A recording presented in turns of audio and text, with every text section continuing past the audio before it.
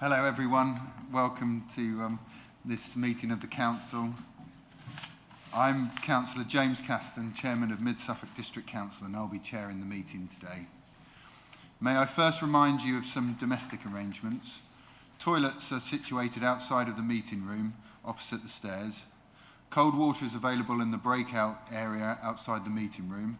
If the fire alarm should sound, please leave the meeting room by following the fire exit signs and meet on the Ipswich Town Football Club training pitch. Do not re-enter the building until you are told it's safe to do so. And could you please silence all mobile phones and laptops, please? I would like to remind everyone present this meeting will be broadcast live to the internet and will be capable of repeated viewing. The whole of the meeting will be filmed, except when there are confidential or exempt items. If you make a representation to this meeting, you will be deemed by the Council to have consented to being filmed. By entering this meeting, you are also consenting to being filmed by the Council and to possible use of those images and sound recordings for webcasting and or training purposes. The Council members of the public and press may record, film, photograph or broadcast this meeting when the public and the press are not lawfully excluded. And we'll start the agenda. Thank you. So item 1 is apologies for absence. Thank you, Chair. I haven't received any apologies. Okay, thank you. Item 2 is declarations of interest by councillors. Because there's a specific item, number 11, on here, I'll ask the monitoring officer to just say a few words for the people that's relevant to.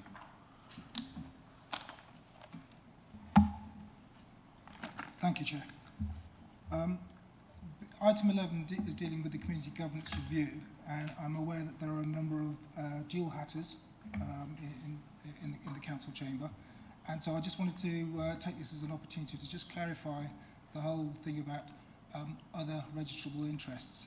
So you've got your disclosable pecuniary interests, but this is your other registrable interests. So other registrable interests are those bodies that you're either appointed to by the council or other bodies of a public nature, etc., parish council. So Stowmarket, Freshfields, except Thurston, etc. So that item in particular deals with membership of Badwell Ash, Freshfield Parish Council, Thurston Parish Council, One House Parish Council, Stowmarket Town Council, and Battersford Parish Council. So for those members who are on there, this is really what this is aimed at. But also, I just wanted to make the general point about other registrable interests because it sometimes gets a little bit confusing. So other registrable interests, if you've got one, you declare it if it affects the financial or well-being of that organisation. You are then entitled to speak. If a member of the public is entitled to speak, whatever forum you're in, if the member of the public is entitled to speak, you can speak, but then you must leave the room. And you declare your other registrable interest.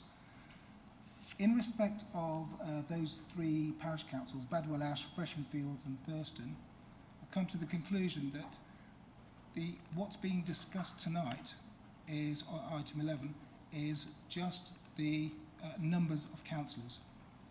So it doesn't affect the well-being or financial position of those councils, and therefore if you are a member of those councils as well as a district councillor, you don't have to register, you don't have to state that you have an other registrable interest. It's obviously already on your register of interests, but you don't need to declare it tonight.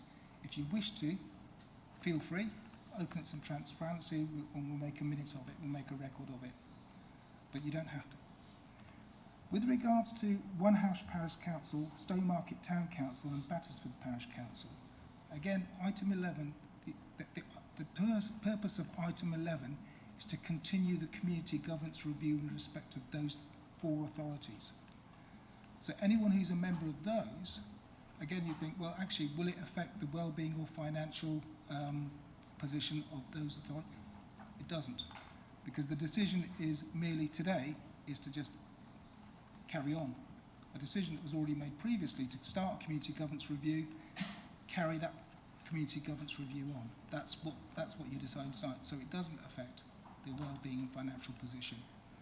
However, when the matter comes back, once those parish and town council boundaries, once they've been resolved and a recommendation is made, when that comes back, those members will have there will be a financial interest because you're moving the boundaries. Those are boundary changes. They will have an effect on the financial position of those parish and town councils. So in that circumstances, you will have an other registrable interest. You must declare it, and you say what you need to say, and then you leave. I just wanted to clarify it now, because it's one of those things that crops up time and time again, and this was a really useful time to just sort of bring it into the fore. For those of you who are members of those other councils that I've just mentioned, you are entitled to have regard to the monitoring officer's advice. My advice is that you don't need to record today as a other registrable interest. My advice is you don't need to leave, and you can vote, you can take part. But you may feel like you want to just register the fact that you've got those other interests. Please do so, and we'll keep it on the record.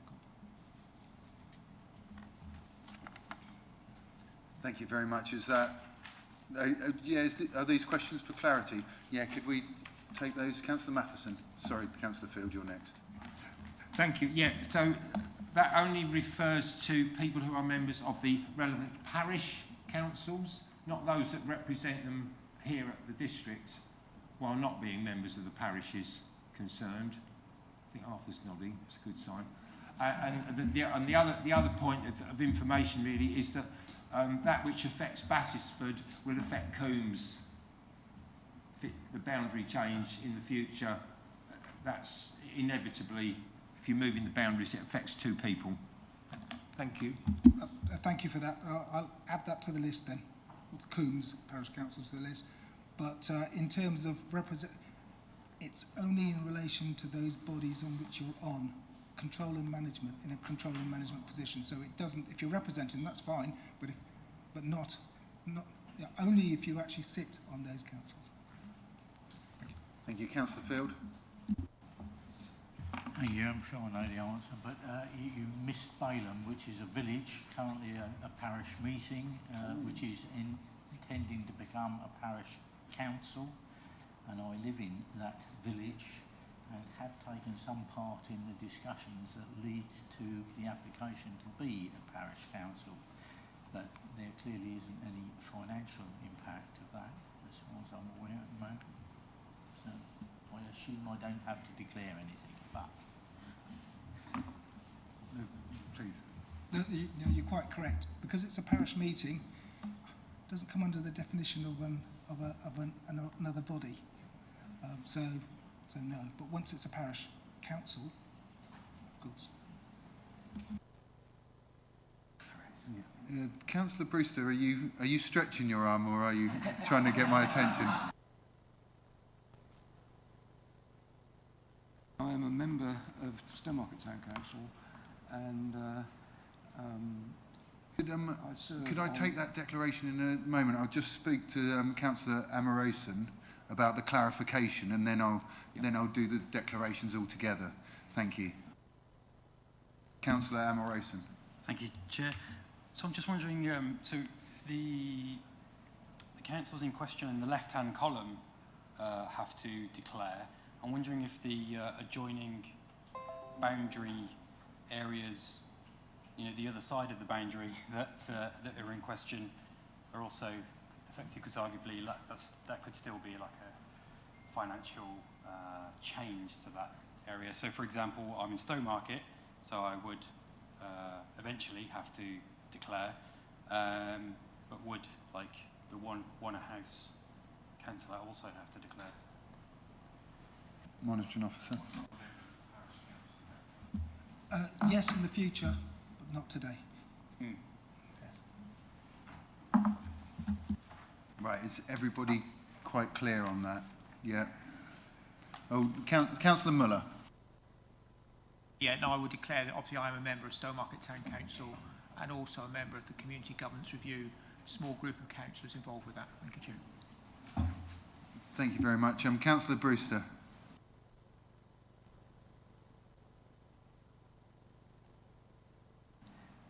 Community governance review. Thank you very much. Councillor Humphreys. Mr. Chair, thank you. Also declare I'm a member of Stowmarket Town Council. Thank you.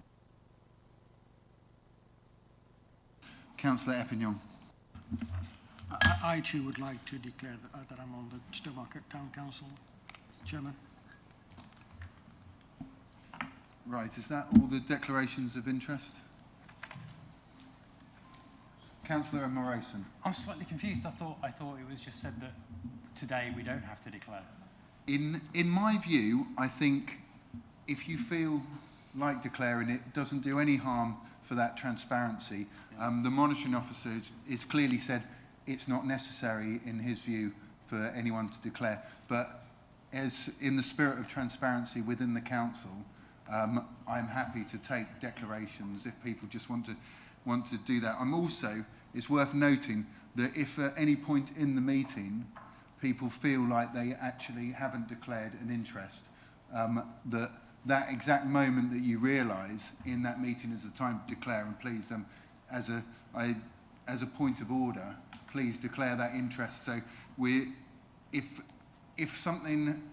you miss something and you suddenly realise, I'm quite happy to take them at any point. But yeah, so it's up to you. You can declare or not. Sure. In that case, yeah, in the spirit of transparency, I am on Stowmarket Town Council.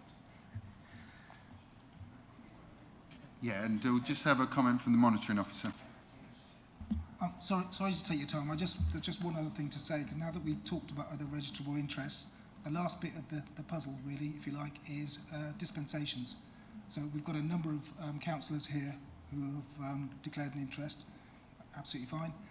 If we get to a point where someone makes a request for a dispensation, because community governance review is going to come up in the future as well, so it may be worth its while to have a dispensation, so you're not prevented from discussing. So when Stowmarket and One House come back, for example, you're not stopped from actually taking part in the discussion, and all that requires is a request of the monitoring officer in writing, and that can be dealt with. I just thought I'd mention that, and now that's no more. Thank you. Councillor Mansell. Thank you. Moving away from Stowmarket, do we not need a dispensation to discuss the council tax reduction scheme? It may affect any one of us. You already have one. It was granted at the annual council, the last annual council, for the next 4-year period. But anyone watching, I would like that to be open, that we're doing it again now. It may have been that we were granted a dispensation 8 months ago, but people watching may well not realise that. Right, okay. Do you want to just clearly say that the dispensations have been put in place for that, please? And then we'll minute that, if that's okay with you. Chair, yes, happy to confirm that there is a dispensation in place with regards to the council tax reduction scheme. Thank you very much. And I don't think there's any more declarations of interest, so I'll move on to item 3 on the agenda, MC 2228, to confirm the minutes of the meeting held on the 24th of November 2022 for accuracy only. Are there any issues with accuracy? I can't see any hands. Could I have a proposer for those minutes, please? Councillor Morley. And a seconder, Councillor Geek. Thank you very much. We'll do this by show of hands. All in favour, please. And that's carried. Thank you. So that takes us on to item 4, MC 2229, Chairman's Announcements. I'll refer you to paper MC 2229 for noting, but also to let you know that on the 21st of January I attended Stowmarket ASD Saturday Clubs for to take part in, to draw for the grand prize draw in there. It was really good. That's my chosen charity for the year, and I'm really impressed with all the work they do. They just opened a parents' cafe where parents can sit and have a chat and talk about issues, or just socialise while the children are looked after by the Saturday Club, which I think is a really good addition. And the only other thing is, you'll all have had an invitation. On Sunday the 5th of February, I've got my civic service at Brantford Church, so if you could attend that, that would be absolutely wonderful. Thank you very much. So I'll go on to item 5, which is leaders' announcements. Councillor Morley.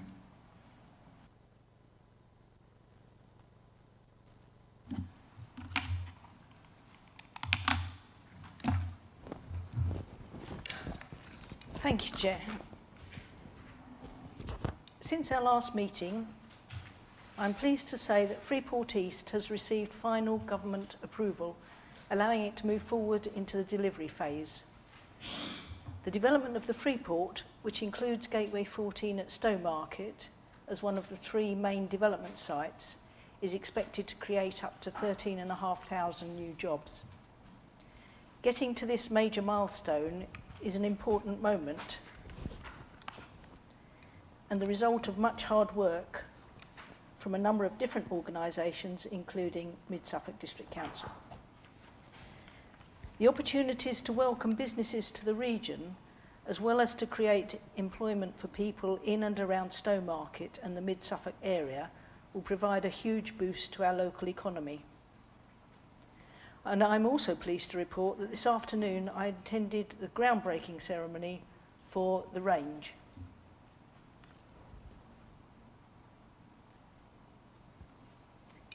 Our new solar carports have been unveiled at Mid-Suffolk Leisure Centre in Stowmarket, and I was delighted to see this pioneering project complete. 70 solar carports are located at the centre, providing up to almost 24% of the centre's annual electricity demand. We are among the UK's first rural local authorities to trial the technology, which will not only reduce the centre's reliance on the grid, but also cut carbon emissions. The site also includes battery storage, so excess energy produced during sunnier periods can be saved for later, as well as electric vehicle charging points. Combined with a similar scheme at Kingfisher Centre in Sudbury, the works cost £1.4 million, which was funded by £800,000 match funding from Deluxe Getting Building Fund, awarded by the New Anglia Local Enterprise Partnership. This was topped up by a combined £650,000 from the councils. It is a good example of the innovative work we are doing to reduce carbon emissions. As you will be aware, the government has introduced a requirement for voters to show photo ID when voting at a polling station. The local and parish elections in May will be the first time that electors will need to show voter ID. Mid-Suffolk District Council is committed to ensuring residents are fully aware of what is happening, and we will be using our full range of communication channels to support the Electoral Commission's national campaign within our district. Members can also play a key role in raising awareness of these changes, and there are resources available to help.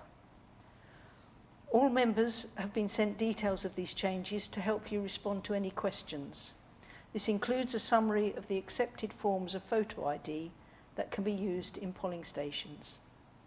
It also shows how residents without any of the accepted forms of photo ID can apply for a free voter ID document known as a voter authority certificate, online, or complete a paper application form. More details are available on our website or the Electoral Commission website.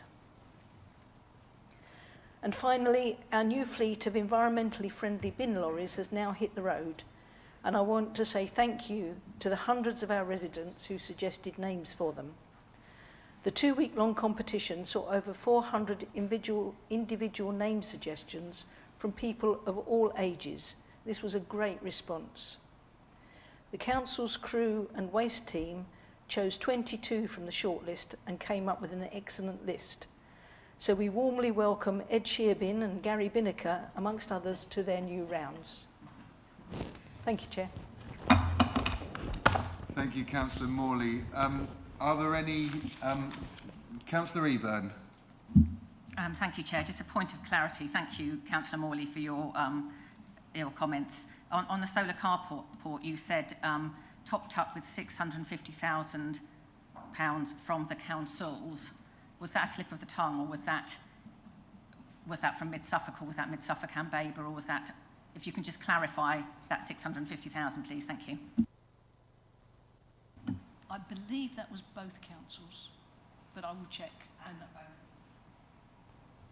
I think the 650 was across both councils. But across both councils, and for the ones that were done and produced in Mid-Suffolk, as well as the ones that were installed in Baber. Thank you. I will check. Thank you very much. Councillor Matheson. Thank you. Yeah, we're all working quite hard to help make sure the residents know about the voter ID. But whereabouts are the paper applications to be obtained in the districts? Councillor Morley. I believe that they're on our website, but I wonder if our monitoring officer knows. Chief Exec. I'll provide the answer outside the meeting just to double check rather than give you an answer now, may be wrong, but essentially the Electoral Commission's website provides all the details as to how to obtain it. I appreciate the question is about how do I get a paper copy, not an online version, so we'll provide that outside the meeting. Exactly. But those do not have access to the internet. Yeah, thank you. Councillor Matheson, that's a good point, I think, and we'll hear from the Chief Executive. Are there any other questions of clarity? No, thank you very much. So then item 6, to receive notifications of petitions in accordance with council procedure rules. Chair, none received. Item 7, questions by the public in accordance with council procedure rules. None received. Item 8, questions by councillors in accordance with council procedure rules. None received, Chair. Thank you very much. So that moves us on to item 9, which is MC 2230, Overview and Scrutiny Committee Report. I'd like to invite Councillor Wellham, the Chairman of Overview and Scrutiny, to introduce his report, please. Thank you, Chair. This report is a catch-up from October to December. The report is for noting. I'm quite happy to attempt to answer any questions from members. Thank you. So, thank you. We have a question from Councillor Passmore. Thank you very much, Chairman, and thanks for the report, Keith. Just a quick one, you may want to come back later. In the report, it talks about how the council facilitate a more collaborative approach between organisations, something I'm sure we are all very, very supportive of. I just wondered what that might be, what actions might be taken in order to facilitate it, because we've got so many organisations working in quite a crowded area. And if you can't answer it now, by all means send me an email later, but I'm very supportive of that approach, joining things up in Suffolk. Thank you very much. Thank you, Councillor Passmore. This is really something which the Cabinet member and the officers recognise that there could be improvements, and I think that's something that they and the Cabinet member will be working on, if not already. Thank you. Thank you very much. Another question from Councillor Scarf, and then Councillor Pratt. Thank you, Chairman. Page 21 and 20 refer to the review of the local citizens' advice and the cost of living crisis, and I have to declare I'm a member of our scrutiny committee. On page 21, little b says that the joint overview and scrutiny committee supports the 30% uplift to local citizens' advice and the work being conducted as a result. We did thoroughly approve of that extra uplift, but also recommends that this support continues for a further 2 years. I wonder, is the chair of the scrutiny committee aware of where we've got to on that particular subject, bearing in mind we're setting the budget next month? Councillor Wellham. Thank you for the question. Yes, there was unanimous support from all members of Overview and Scrutiny, so we should expect to see the 30% uplift included in the budget for the next 2 financial years, and we will no doubt see that within the next few days. Thank you. Thank you very much. Councillor Pratt. Thank you, Chair. So my question is regarding the review of the local citizens' advice on the cost of living crisis. Did that review cover people who experience rural poverty and lack access to transport to urban centres where much of that help and assistance is provided? Wellham. Yes, thank you for the question.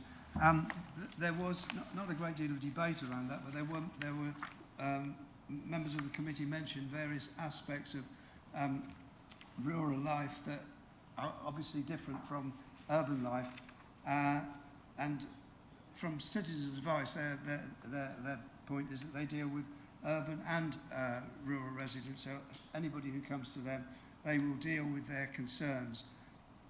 But I think it's for the District Council to ensure that rural residents are not disadvantaged in terms of support that the District Council gives during this period of crisis. Thank you. Thank you. A question from Councillor Davies. Thank you, Chair. This question picks up on something I think that Councillor Passmore referenced.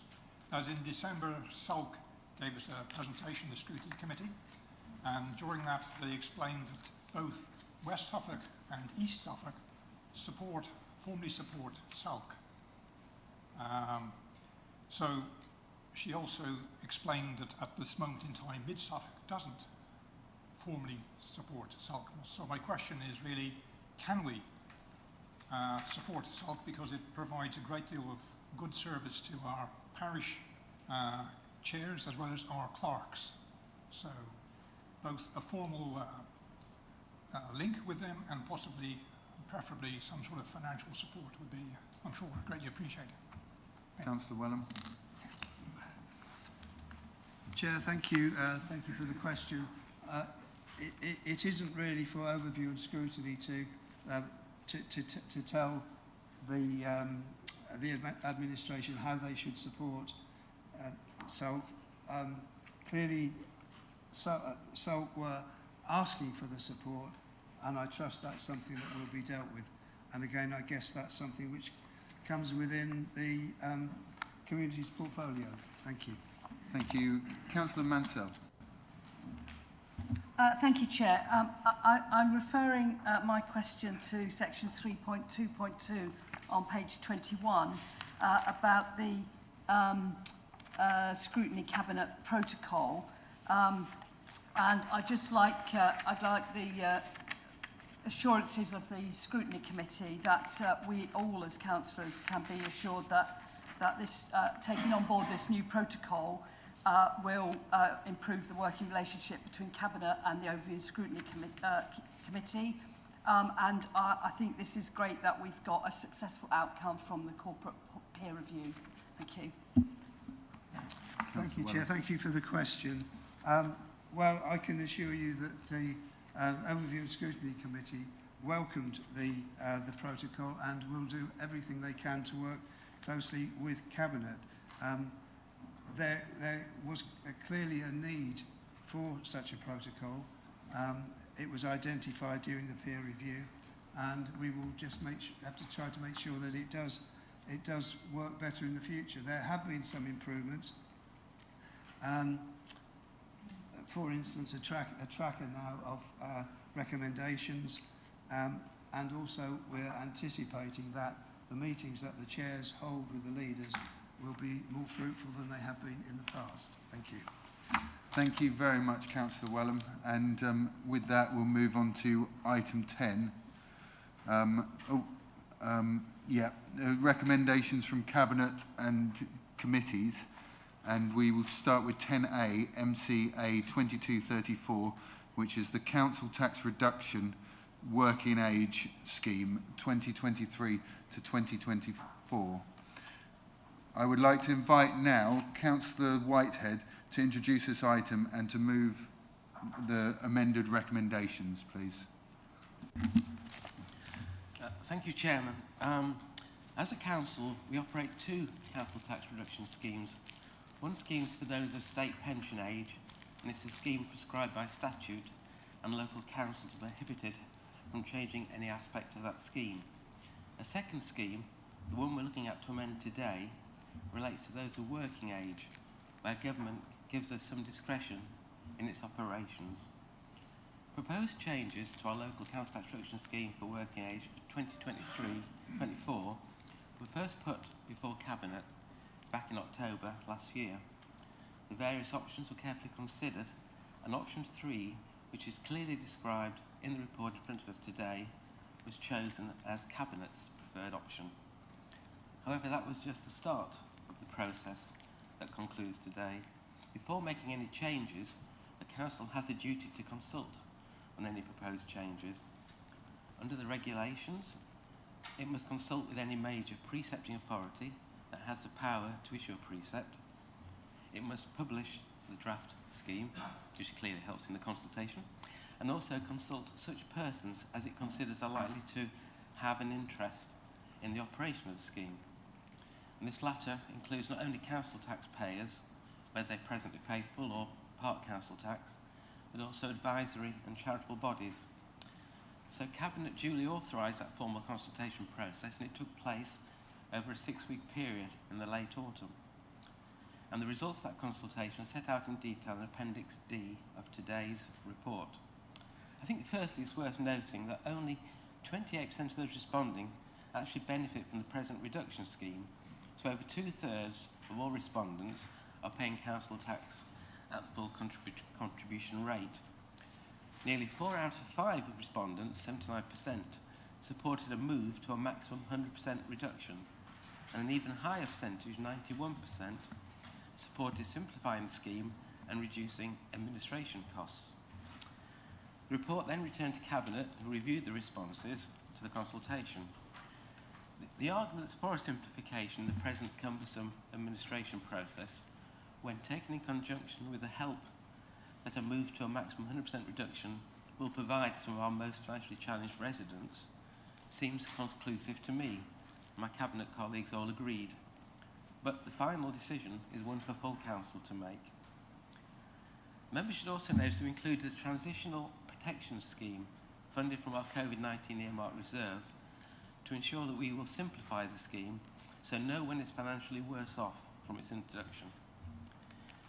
In addition to the proposed revised scheme, government in its provisional settlement for 23-24 has created an additional council tax support fund, which gives an award of up to £25 where residual liability to council tax remains. And this applies both to working age and to pensioners.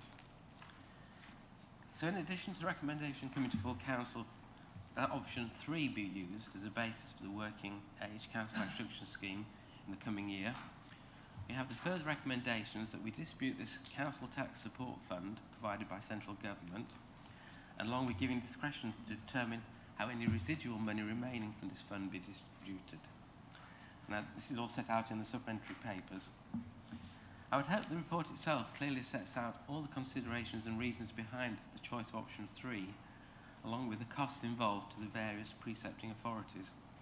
But I appreciate this is a somewhat complicated matter, and therefore myself, supported by the relevant finance and SRP officers present here today, will be happy to answer any questions that members have. So I'd like to move, Chair, the recommendations set out in the supplementary papers, and I'd ask for a seconder. Thank you. Thank you very much. Thank you, Chair. Mr. Chairman, I'd like to second and reserve my right to speak. Thank you very much. We'll now move to questions. Councillor Eburn. Thank you very much, Chair, and thank you, Councillor Whitehead, for your report. I've got 3 questions, if I may. Firstly, for the avoidance of doubt, could you just confirm exactly how much the scheme is expected to cost? And secondly, with the government's council tax fund allocation that they've just announced, Mid-Suffolk will be receiving £114,116 to potentially give this £25, up to £25 for vulnerable households. Can you confirm whether that funding will be used on top of the costs that Mid-Suffolk is expecting to spend, and not not used to fund this scheme that we're voting on today? just, yeah, so that whether we are actually, so whether the money from government will be used in addition to what we've agreed that we're going to pay for. If you could just confirm that sum as well for the avoidance of doubt. Thank you very much. Thank you. Thank you. We've got Councillor Whitehead, but we've also got the Director of Corporate Resources, the Shared Revenue Partnership Operations Manager, and the Corporate Manager for Finance, Commissioning and Procurement present. So I'll pass that over to you, to Councillor Whitehead. Thank you, Councillor Eburn.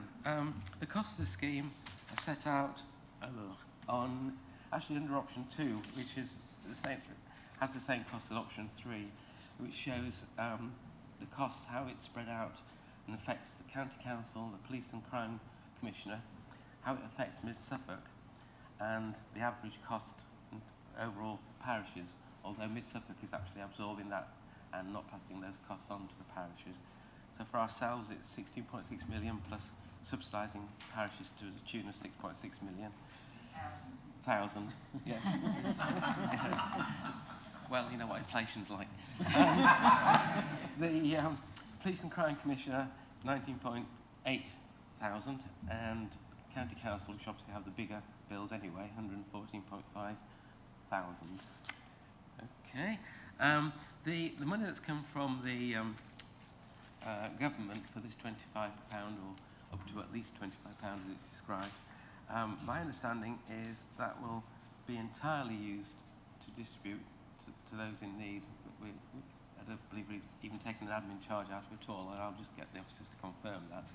But so that's for distribution. I'm getting 3 nodding heads, so I hope that's clear. The answer was that we will not be using any part of that government money to cover our own costs. It will be given out in its entirety to the deserving residents. Councillor Eburn. Thank you, Chair. If I may come back on that. So you're saying that the total cost is 16.6, and of this scheme, £16,600. And so the £26,100 mentioned in option C, where does that fit in? And thank you for confirming that the 114,000 will be used in addition to that, what we're already paying. Thank you. Councillor Whitehead. Just to unconfuse myself, because some people under this simplified scheme could be losers as well as many winners, there is this £26.1 thousand of anticipated cost. I think it averages about £168 per person. But we're taking that from our COVID-19 earmarked reserve to fund that. Yeah. I'm sorry, Chair. So the cost of the scheme is actually 42,700. So the 16.6 plus the 26.1, but 16.6 we're paying out of one pot, and 26.1 we're paying out of a COVID pot. So the actual, if we weren't going to be doing this scheme at all, we wouldn't be paying out 42,700. Councillor Whitehead. Yeah, yes, you've got it 99% there, because we're also subsidising the parishes to the tune of 6.6 million as well. So try that onto your 2 figures. 1,000 again. They're very generous to the parishes. Councillor Eburn. Chair, I'm sorry, but I'm really unhappy about this, because I think those figures should be right up front in this report. So I would like confirmation that the amount that we are spending on this scheme, because we've got to know what we're voting on, is £49,300, which is the 16.6 from option 2, the 26.1 thousand from option 3 transition agreements, and the 6.6 that we're helping parish councils with. So on my maths, that's £49,300. So I think we need to be clear, and that should have been up front in the report, but clear that that is the total money. Is that correct? Yeah, Councillor Whitehead, would you like to clarify? I think there's another piece of the jigsaw you're perhaps missing within the report, which suggests that simplified administration costs, certainly beyond year one, are anticipated to save between 75,000 and 150,000, which is... Yes, yeah, there's no such thing as a free lunch, yeah, thank you. Thank you. Councillor Mansell. Thank you, Chair. Councillor Whitehead did direct our attention to Appendix D of the report, which was to do with the survey results. He said that's part of the statutory requirement that we have to consult. And yet, when we look at Appendix D, it says 53 people were surveyed, which looks to me, and please, if I'm wrong, please tell me I'm wrong, that looks a rather pitiful number of people who responded. Can you explain to me how the survey was advertised, distributed, how were people encouraged to fill it in? Because was it only sent to 53 people, or was it a broader thing than that? I'd just like a bit more detail on that. And the other question I would like, or maybe it's more of a comment than a question, is we're talking here about simplifying our scheme so that that's ease of administration costs. And I know we've had a lot of conversation via Councillor Eburn about the confusing nature of this report, but we are talking about percentage reduction in people's council tax payments, and yet the table that I think is on page 34 actually has some monetary figures in and not percentages, and it would be much easier for us to compare like with like. But I would like some more details on the survey, Are you disappointed with that response, or is that what you were expecting? And how would we encourage people to do more participation in the survey in future? Thank you. Councillor Whitehead. Thank you. Yeah, I think where it says in brackets 53 people surveyed, I think that's a bit misleading. That is, I should say, basically that's 53 people responded, you know, over and above the statutory consultees. I'm just going to ask officers if I think somewhere in the report it explains the process in terms of the mechanics of the consultation, but if an officer could happily just go through the briefly how it works. Director of Corporate Resources. Thank you, Chair. Yeah, we did a number of social media publications. We also put stuff on the website as well, signposting them to the website. It was also in all of our benefit notifications that we sent out as well, signposting them to them, as well as the council tax bills as well. So it was covered with a lot of publication there. Thank you, Councillor. Yes, please come back. Thank you. So just to clarify, Councillor Whitehead said that was 53 people who responded over and above the statutory consultees. So there were more than 53 responses. And would you say, are you a bit disappointed that only 53 people responded, given that you have attempted to advertise it fairly broadly? Or is that at what you expect?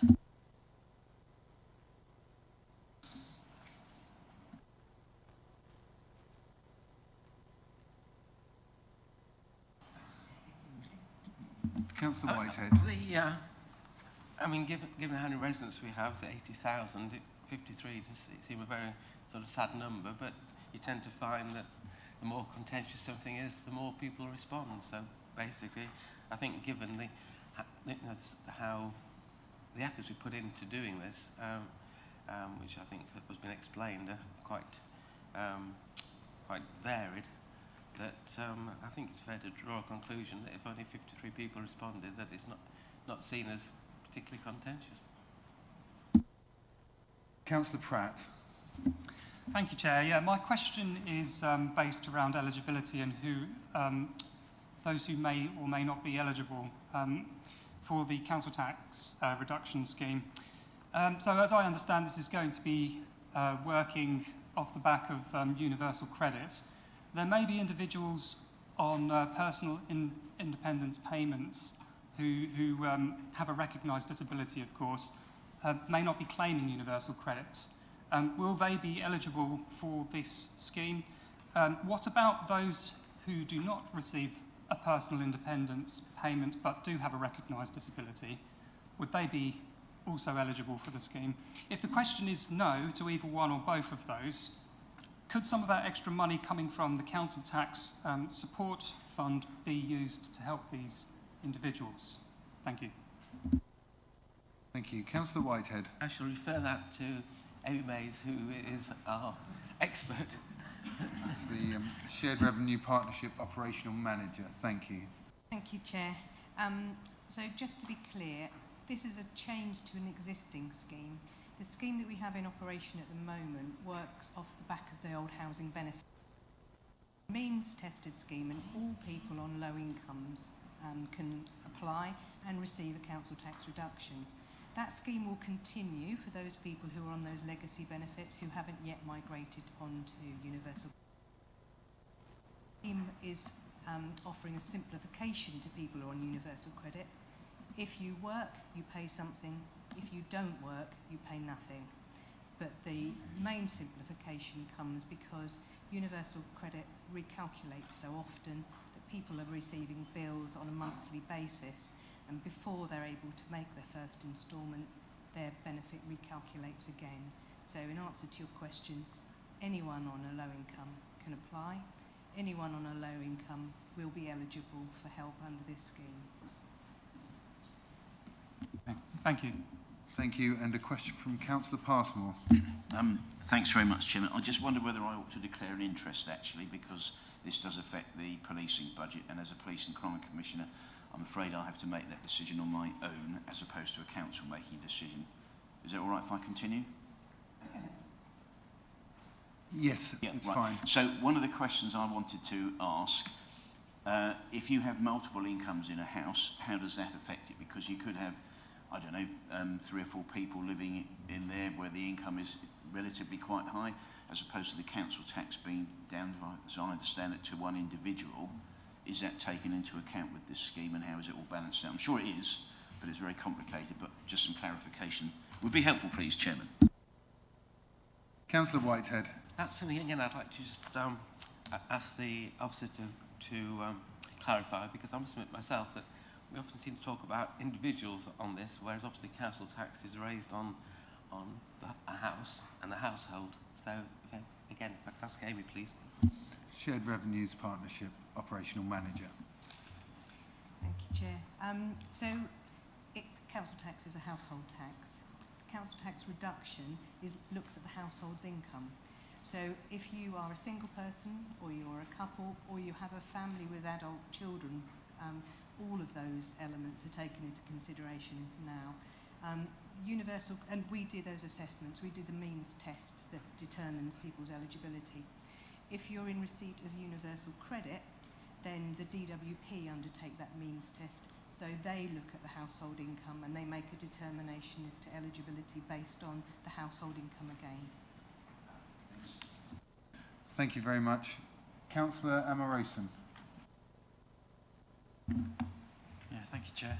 Slightly orthogonal point, but just spotted something in the Appendix C, page 62, table 6.2 and 6.3, which are both different investment funds, have the same annual performance figures. Sorry? I'll bring that up. You'll be first when we get onto that. Yeah. I'll call you up first. Thank you very much. Thank you, Councillor. Now a question from Councillor Stringer. Thank you,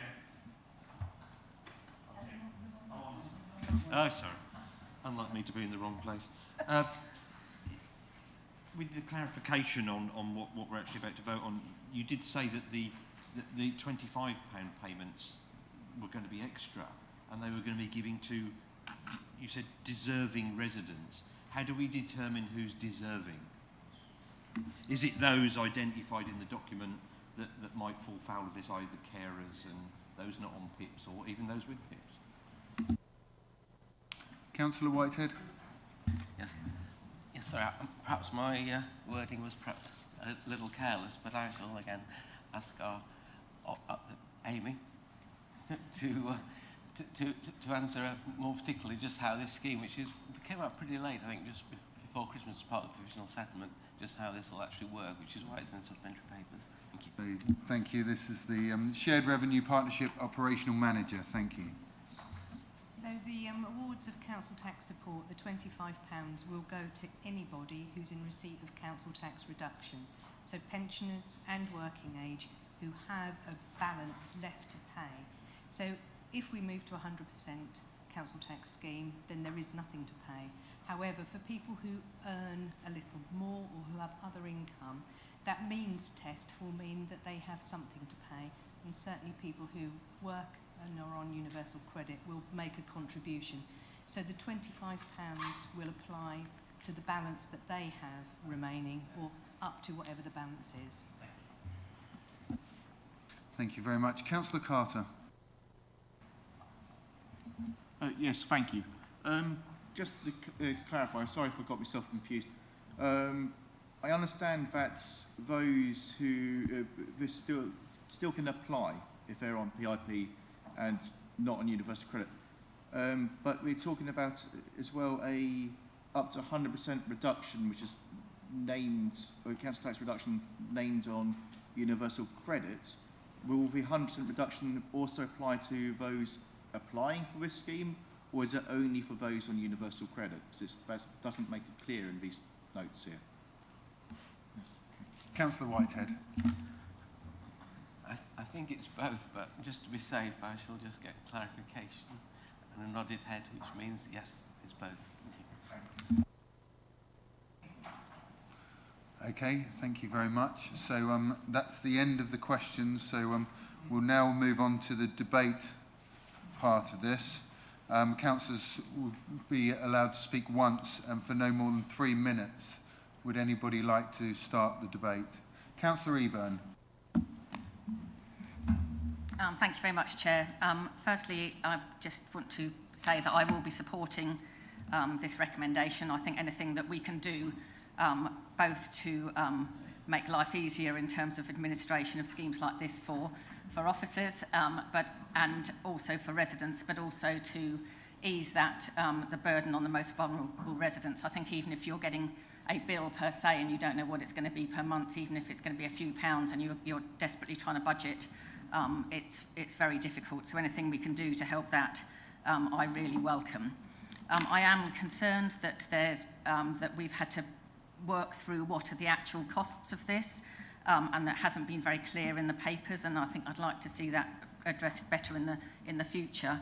And even when Councillor Whitehead reminded me of the cost savings, the total spend will be 47,300 from different pots at Mid-Suffolk, but the savings, it says potential future savings 75,000 to 100,000, but that's across Mid-Suffolk and Baber and Ipswich. So, because that's the SRP, that's what it says in the report.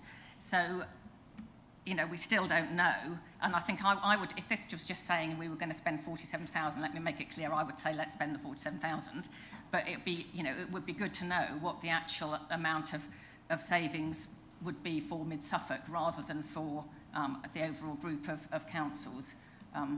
Thank you, Chair. Thank you very much. Would anyone like to continue? Councillor Passmore. Yeah, thank you, Chairman. I'm going to support this scheme, but I do want to make the point that, of course, it does have implications for other authorities. I'm not just talking about Police and Crime Commission, but you look at the figures there that we've seen for county councils. And if one were to be critical, I do think this is the sort of thing, as I say, I'm fully supportive of this. That is where I think central government funding actually ought to come in to help compensate other organisations as well, because it does have an effect on others' budgets. We're talking, be it parish councils, some have obviously got a much higher precept than others, town councils and so on. So this is not something to go into lightly, but I think with the current situation we're in and having had the clarification regarding total household income, that's fine. The other thing I would just like to mention, I do think these schemes are fine. One of the problems you potentially have is those people who don't just quite qualify for this, and they're just over the edge on that. there is a strong message we need to be able to have there ready for what we're doing, because when you have a line in the sand and you're on one side, okay, that helps. You could be just over it, and that has always been one of the challenges, I think, for welfare payments, benefits, of which clearly this is one, of manner of speaking, and encouraging people to go back to work or work and so on. And heaven only knows we've got such staff shortages everywhere. Now, we're not going to sort that tonight, but I just wanted to make that clear. I am supporting it, but it does have perhaps some unintended consequences that we all, regardless of politics, need to be aware of and be able to answer questions should they come up at parish councils or wherever. Thank you. Thank you very much. And Councillor Matheson. Yeah, I just wanted to pursue Councillor Eburn is quite right about the clarity.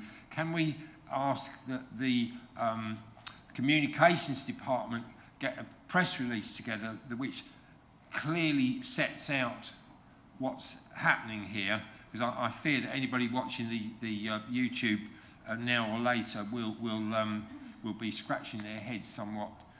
So I think we can actually get that sorted out and written down reasonably quickly before anybody in the press tries to make a mess of it, frankly.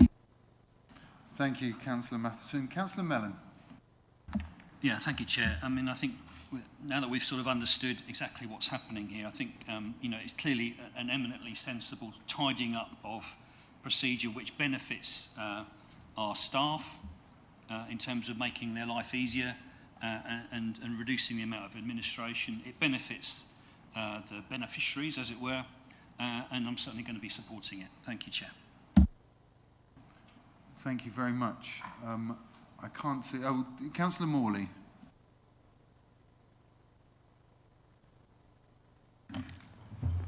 Yes, I also will be supporting this. I think this is a really timely intervention by our Shared Revenues Partnership team and will help those of our most vulnerable, financially vulnerable residents. For those, as Councillor Passmore mentioned, who are the just about managing tribe, we also have our cost of living strategy, which was published just before Christmas, and that does go a long way to supporting those people who perhaps just miss out on this particular scheme. And the other thing is, whilst I certainly don't agree that Mid Suffolk should do anything just because another council has done so, both Baber has approved this and Ipswich have approved this. And if Mid Suffolk do not approve this, then we will be carrying the overheads for the implementation to carry on as it is. So not only are we saving our residents money, by approving this, we are saving ourselves money. So I have every intention of supporting this. Thank you very much. Councillor Pratt. Thank you. I'll just try and be brief. Yeah, I wholeheartedly support this too, for the reasons that have been expressed. I think it will really help some of our most vulnerable residents and households, especially when things are financially quite difficult at the moment. I do also hold concerns that there may be some vulnerable people who don't quite get caught in this sort of net as it is. Like as we've mentioned before, these personal independence payments are not necessarily means tested on income as far as I understand. So I'm not entirely sure whether everyone who's eligible for PIP will be eligible for this, but would be like benefiting from it. So it's those, as you say, are just on the edge. And maybe this is not really a viable idea, but maybe there could be some sort of facility for those who are on PIP or have other extenuating circumstances could self-refer to be included in the scheme or something. But yeah, I will definitely be supporting this. Thank you. Councillor Wellham. Thank you, Chair. I'll be supporting it as well. But my concern is around what happens at the end of the year. This is a 1 year only. Are we going to make sure that we're monitoring it and that officers come forward earlier in the next financial year so that we know what's going to follow on at the end of this year. Thank you. Thank you very much. Councillor Eprignon, did you want to speak?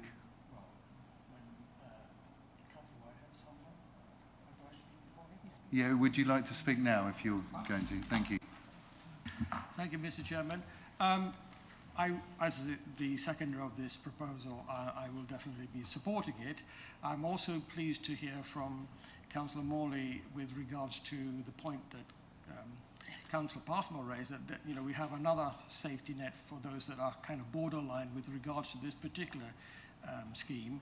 And it, you know, it's our duty as a council to try to support all of our residents that have difficulties with money as much as possible with the funds that are at our disposal. So I would highly recommend this proposal to the council to support.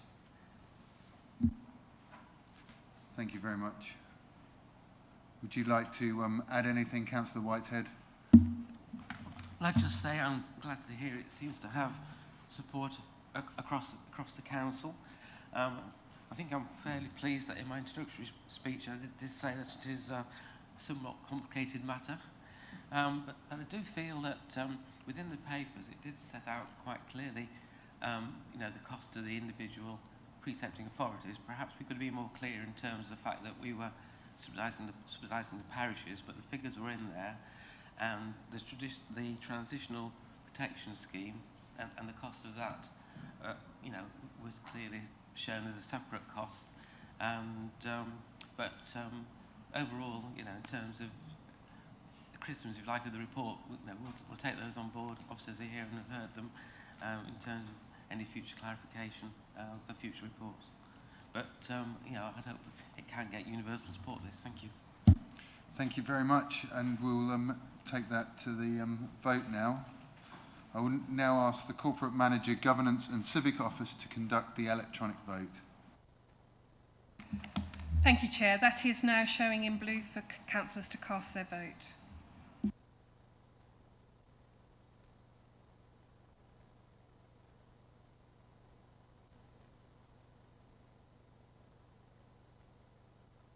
Councillor Fleming, can I take your vote, please? Yes, thank you.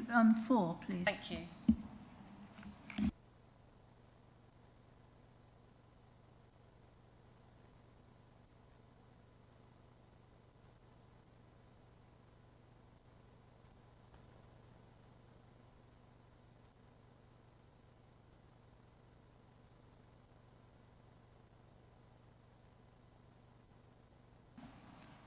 That's 33-4, so that's unanimous, so it's carried. Thank you very much. We'll now go on to item 10B, JAC 2138, half-year report on Treasury Management 2022 to 2023. I would like to invite Councillor Muller to introduce this item and to move the recommendations on the agenda, please. Councillor Muller. Chair. This is the joint Treasury Management Report covering the position for the first 6 months of the financial year 22-23. It provides details of performance, effects of decisions taken during that period, and compliance with the Council's Treasury Management Policy. The report explains the factors affecting the strategy and activities, including the regulatory framework, economic conditions, interest rate, and liquidity risk. The economic backdrop during the April to September period continued to be characterised by high oil, gas and commodity prices, ongoing high inflation and its impact on consumers' cost of living, no imminent end in sight to the Russia-Ukraine hostilities and its associated impact on the supply chain and China's zero-COVID policy. Interest rates have climbed, with the bank rate increasing from 0.75% in March to 2.25% by the end of September. The Bank of England increased it further to 3% in November, with the majority of the committee judging that further increases may still be required. So, more specifically for our council, 1, banking activities undertaken were within the daily bank account limits. 2, Mid Suffolk has reduced its debt by 7 million. 3, All investment activities undertaken were in accordance with the approved counterparty list. 4. The Council's investment activities, including average returns, can be found in Appendix C of the report. 5. The Council's pooled funds, excluding the CCLA, have experienced a drop in valuation, but an increase in the rate of return compared to 21-22. And 6. The Council is compliant with the upper limits for interest rate exposure. The investment activity undertaken for the first half year was done so in priority order of security and liquidity over yield as prescribed in the Treasury management strategy. However, there is an error in the report that I would like to make you aware of. Paragraph 4.7 states, 42, yeah. Paragraph 4.7 states Mid-Suffolk's overall debt increased by 8.5 million. This should read Mid-Suffolk's overall debt decreased by 7 million in line with Table 3 in Appendix B. And secondly, Table 2 in Appendix A, which shows an increase of 8.5 million, is incorrect. This should show medium/long-term borrowing of 104.835 million and short-term borrowing of 30.5 million at 31/3/22, and medium/long-term borrowing of 99.285 million and short-term borrowing of 29 million at 30.9/22. I'm happy to take any questions from members of the report, and I'd like to move the recommendations shown in the paper and would ask the Chair for a seconder. Thank you. Councillor Muller, would you like to just go through the two amendments? Yes, please, happy to again do so. for councillors. I haven't page numbers. If you'd like to take a second to Yeah. get page numbers, I'm quite happy for you to do 43. Well, it was 42 and 43, I think. So. I'll read them again. There is an error in the report that I would like to make you aware of. Paragraph 4.7 states Mid-Suffolk's overall debt increased by 8.5 million. This should read Mid-Suffolk's overall debt decreased by 7 million, in line with Table 3 in Appendix B. Table 2 in Appendix A, which shows an increase of 8.5 million, is incorrect. This should show medium/long-term borrowing of 104.835 million and short-term borrowing of 30.5 million at 31/3/22, and medium/long-term borrowing of 99.285 million and short-term borrowing of 29 million at 39/22. Thank you, Chair. And I'd ask for a second. Councillor Mansell. Just as a point of order, I really am struggling to work out where these numbers, what page I should be looking at, what exactly needs to be changed. It would have been so much easier if we could just have had this on a late paper or something, because I really can't take it all in. I'm sorry. Just as a point of order. Would you like further clarification at this point? It just being read out to me is doing nothing for me, I'm afraid. I would like to see where the errors are on a document. Whether it's on an electronic document's fine, but I just think this is last-minute changes. Councillor Muller is reading out what he's got to read, and I'm lost. I'm sorry.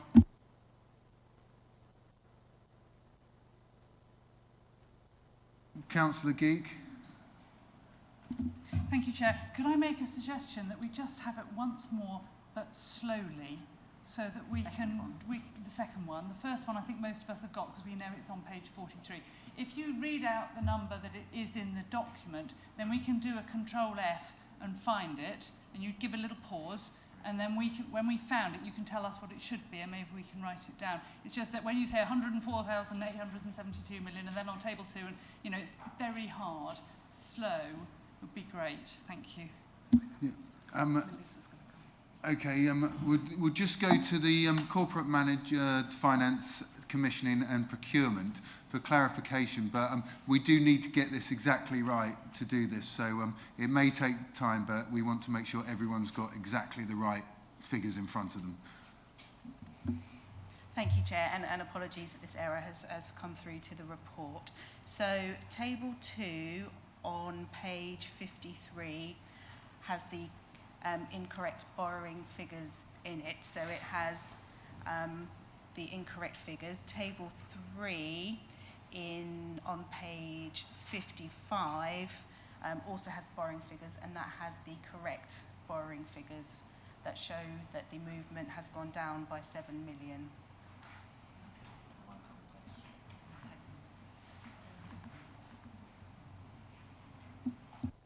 Okay, can you tell us exactly what numbers are changing and to what on each page? Sorry, but we must get this exactly right. It's got to be 100%. Yeah, thank you, Chair, no problem. So the table that is changing is table 2 on page 53. And the figure of 97.335 medium long-term borrowing should be 104.835. The short-term borrowing figure in table 2 on page 53 in the report says 29 million. This should be 30.5 million. And the figure for the 30th of September 2022, medium long-term borrowing is currently 104.285 in the report. This should be 99.285. And also table 2, short-term borrowing at 30th of September is currently in the report says 30.5 million, and this should be 29 million. Right, okay, is everybody happy now? So we're waiting for a seconder on this. I'm a member of the audit committee and I'm happy to second it unless somebody else would like to. Councillor Matheson? Processes, but I feel as if we... So we must second it. We'll second it and then we'll go into questions. Councillor Warboys, is that a... Yes, it is. It's theoretical question, really. Oh, no. I'll just go through a bit of process. I'm happy to second this, and then it's then moved on to questions. And now, please, start with your question. Okay, we just needed to make sure that second it's was done. relative to page 42, I think, if I just find it back. And we talk about the economic background of the context in which this report is prepared. And it's a little bit of a grumble, really, because we're looking at this sort of 6 months on, so we're well behind the news cycle, so I did have to check to see what I was referring to was relevant at the time, or had been published at the time. And really, the question about the context is this. We mentioned the ongoing war in Ukraine. We mentioned the cost of energy and commodity prices. But I do feel we need to also mention the context of barriers to trade, in particular trade with the European Union, which represent a headwind against which the British economy is struggling. And the context of this is in March 22, the Office of Budget Responsibility, in talking about the context of trade with the EU and the impact on the British economy, was saying the UK has a less trade-intensive economy. The trade is falling as a share of GDP, falling 20% since 2019. Councillor Warboys, I must push you for a question. The question is, why is that not included? Barriers to trade, in particular with the Eurozone, as the context in which this report is produced. It does have a huge impact, in particular on our investments of time and energy in the free ports, which are trade dependent. Thank you. Can I get an answer? The Director Corporate Resources. I'm not sure I can comment on what Councillor Warboys raised, but the economic context is provided to us by our Treasury advisors, Arlene Close. So obviously they pick out the key bits that are relevant, they think are relevant to our investments. So I can certainly take that away and ask them if that is an impact for us and whether we want to bring that back in further reports going forward. Absolutely. Yes, please. I'd be grateful for that. Thank you. Thank you very much. Councillor Otten.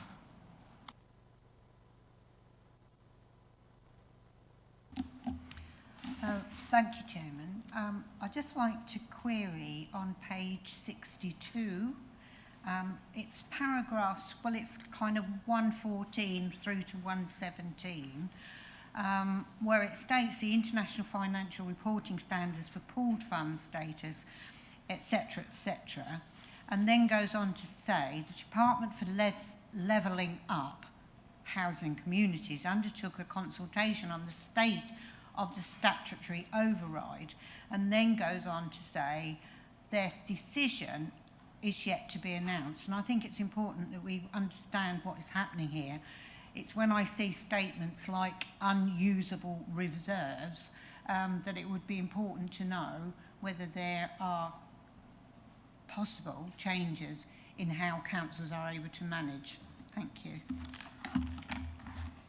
The Corporate Manager, Finance Procurement and Commissioning. Thank you, Chair, and thank you for your question. Since this report was written, we have actually had an announcement on this issue. What it is, it's an accounting adjustment that means that the impact of rises or falls in the value of these investments don't impact on our revenue budget. That was due to end at the end of 22-23. The Department has now confirmed that that will be extended for a further 2 years for 23-24 and 24-25. So it's an amendment that means that following the IFRS accounting requirements does not have an impact on the Council's revenue budget. Thank you very much. Councillor Eburn and then Councillor Amoroso. Thank you very much, Chair. I've got 2 questions, if I may, and I just say that I'm on the Joint Audit and Standards Committee and have raised these there. On page 44, paragraphs 11.1 and 11.3, particularly 11.3, we're referring to the Cabinet pushing fund managers to filter investments in respect of ESG considerations. And what I would like to know is what work is happening by the Cabinet to progress that. And then particularly, obviously, also in relation to 11.1, with all council activities needing to be reviewed and what work is happening there to review those. My second question is on page 68. The table, most of the tables where we're talking about what investments we have state the amount that was invested and then what has been the change on investment and so forth. The one that doesn't is the one that refers to what was our investment in Gateway 14, etc., etc. So I did ask in the meeting, and I just want to have it reconfirmed here, that future reports will show the initial investment for SIFCO, for Gateway 14 and for Mid-Suffolk Growth, so that you can see that across time in the same way you can see any other investments that Mid-Suffolk has. Thank you, Chair. Thank you very much. Is there anyone wants to take that question? The Director Corporate Resources, thank you. Thank you, Chair. Yeah, it's probably not the answer you want, Councillor Eburn, and it is something that I will pick up with our Treasury advisors. I haven't been in any meetings with them since I've been in my new role, but it is one that I will now have conversations with them about going forward. So. Yes, we will take that on board, absolutely. Yes, sorry, yeah. Thank you. Councillor Amoroso. Thank you, Chair. Apologies for jumping the gun earlier. I got my appendices mixed up. I just wanted to ask if there is a potential error on page 64 in the Schroeder and UBS tables. The annual performance looks as though it might be, it's exactly the same, and that seems unlikely, but it could be just a fluke.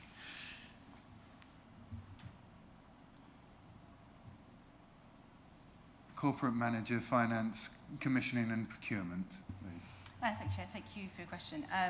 Just to clarify, I understand that you're talking about the difference between the Baber green table and the red Mid-Suffolk table being the same. No, it's the Schroeder versus the UBS. So table 6.2 and table 6.3, the annual performance, the balance is 0.103 in both tables, and the so the net interest received per year, is 0.103, and the average rate of return for a year is 5.61%, and it's the same across two different investments. So it just seems unlikely, but it could be an anomaly.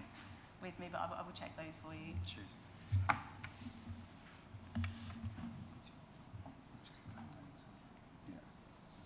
Okay.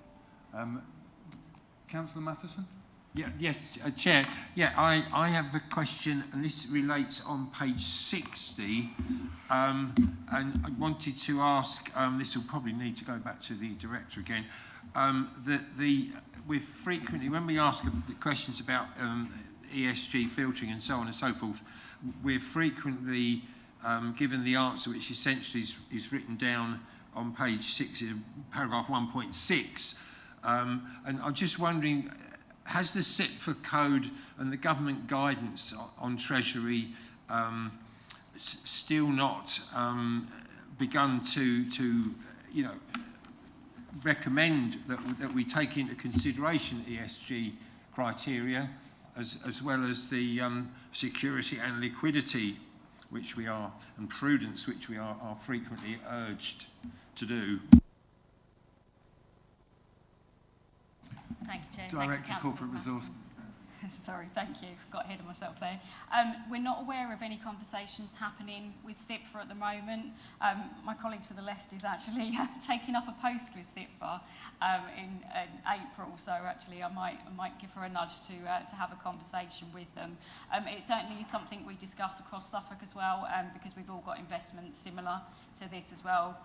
So it certainly is conversations we're having across Suffolk, but there's very little investments out there that will give us the return that we're getting at the moment, but it's certainly something I think we do need to push, but it's how much power we have to push and balancing that with the level of return we're getting. So I think there is more work that needs to happen around that, absolutely. Thank you. Councillor Mansell. Thank you, Chair. This may be a bit of housekeeping on the report. On page 44, at section 11.1, it says all council activities will need to be reviewed as part of the work of the Climate Change Task Group and have regard to the council's ambition.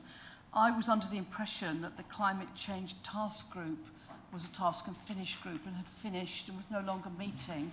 So if this statement looks to me like it's in the future, I'm just wondering how that is actually happening, or whether that sentence needs to be corrected and should say has been, maybe, because or is there another climate change task group that's about to be set up? Thank you.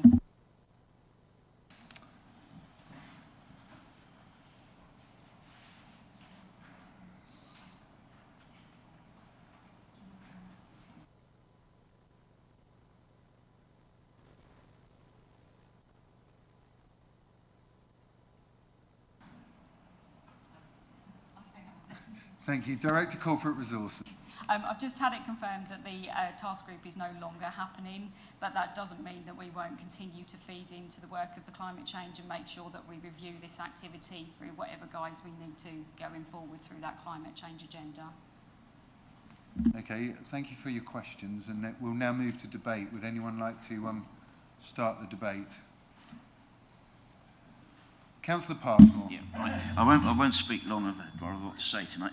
No, I'm going to certainly support this, but I just wanted to make a couple of points.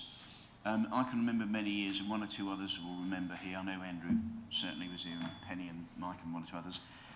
There were problems with investments of public sector money going back, I don't know, maybe 15, 16 years. You remember the Icelandic Bank egg and all these sorts of things, and some councils got into real difficulty many years ago because I would say they were rather too gung-ho and thought we get great big returns. And I've always believed that what we have to do with any investments, bearing in mind it's taxpayers' money, is go for good returns as good as we can, but really look at the risk involved so that we don't overdo it, because it's not ours to speculate with in a reckless way. So I think the way this is done is very good. You can always find different interest rates, etc. And of course, one would expect for the next 6 months that we're well into now, the returns are going to be significantly better because interest rates have come back despite the pain to a more realistic level. How inflation, war in Ukraine and all these other things pans out, I don't know. And I just wanted to make one comment regarding what you might call not so much ethical investment. We've got to be very careful what do you mean by that, but also looking in other funds and so on. If you look at how we support various other economies which I think are pretty unsavoury, nothing against the Chinese people, but the regime that runs China with their disregard for human rights and the environment, etc. How do we put that all into the mix? All I'm saying here, everybody, is it's pretty complicated to get the balance right. You have to make a judgment, and my own view is you need to spread the investments so you get a reasonable return, which I think is what is being done here. There will always be nuances, but I do think a pretty good job has been done there. I know there's lots of questions, there's a lot to absorb here, but I shall certainly be supporting this because I think the balance is right. But all of us, of course, have a responsibility and an opportunity to feed in views, and then it's up to others to try and take them into account. But I think it's a hellishly difficult balance to get spot on. So we need to look at this sensibly, risk-free as far as you can, and then a mixture. You all know with any investment portfolio, diversity, frankly, is a pretty good thing to do. So just wanted to make those comments, Chairman, but I shall certainly be voting for this, no problem. Thank you, Councillor Passmore. Councillor Field. Just a limited couple of things to say, really. I mean, the first thing is my disquiet that we have a report before us, a 6-monthly report, so it's taken about 4 months to get here. It's been to audit. It has quite a number of errors in it, and this is not the first time it's been published. It's been to audit before. I think it's fairly poor that we're sitting here after that sort of delay looking at a document was inaccurate and which we've been having to scribble down various numbers to give ourselves the view we should have. It really is just not good enough in my view. So that's the complaint about the process. Clear from the document we haven't been breaking any rules, any of those sort of things that one would choose to vote against. But the second set of concerns perhaps are around our investment funds. I note the CCLA, at the time this report was produced, actually the fund was worth more than we invested, and the interest return is quite good. I did see a report from them a couple of days ago which says by now they may be doing less well but still above water. But all our other funds have lost sufficient capital value that the interest is essentially consumed. There's very little left. And I understand that there's been changes in the accounting rules, so that loss in value won't appear on our books. So, okay, that's or won't appear for another couple of years. So it's perhaps not a thing that one should panic about. But it clearly raises a question to me that although Councillor Passmore's right in, obviously, in the matter of getting diversity, that we don't seem to have much diversity here. Everything's going in the same direction. And one must question what we're doing with this investment. We're clearly, the hope always, the claim is that we're making money which, if you like, supplements council tax and pays for our services. But here we seem to be, to an extent, losing money, which will not achieve what we want. Thank you. Thank you, Councillor Field. And I don't see any further... Oh, Councillor Eppignon. Thank you, Mr. Chairman. I have some sympathy with Councillor Field's viewpoint, but with any investment, they can go up and they can go down. And this is a snapshot at a point in time. So at this particular snapshot, they're all going down. But I don't think that should invalidate the investment approach. I think what we should be thinking about is actually some periodic review that looks at the elements of the investments that we have. Do they meet the risk profile that we want? Are they as diversified as they should be? And do they pick up on ESG and so on? And let's be clear, not all ESG funds are doing particularly well. In fact, in the last report I saw, they were all doing pretty badly. So, let's just bear that in mind too. So I think, despite the errors that we find in the report, and I would definitely commend the officers to be much more rigorous, and the audit committee, I think, have failed us, in this regard. So they need to up their game as well. I think, we should support this report and move forward on that basis. Thank you. Thank you very much. Councillor Pratt. Yeah, just a very quick comment. Well, I don't really have much of a view as to whether investment portfolios are the way forward or not, but if they indeed are, then I would welcome closer scrutiny of what we are investing our funds in, and perhaps we should be funding in things that we want to see in terms of change within our community, things that are good for the environment, and perhaps divest away from activities which are not so good. Thank you very much. And so this particular report, as a requirement of the Code of Practice on Treasury Management, we need to formally note this in full council. So I'd like to, this will go to an electronic vote. I will ask the Corporate Manager, Governance and Civic Office to conduct the electronic vote now. Thank you. Thank you, Chair. That is showing in blue for councillors to cast their vote. Councillor Fleming, can I take your vote, please? Yes, 4, please. Thank you.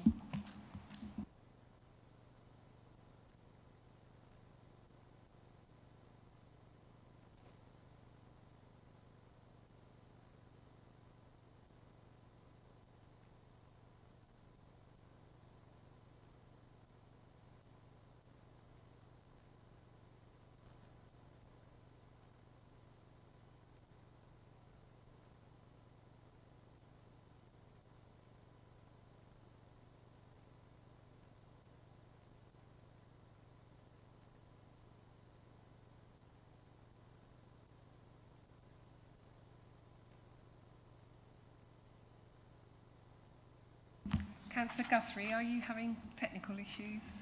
Can I take your... Yes, it's confirmed. Thank you.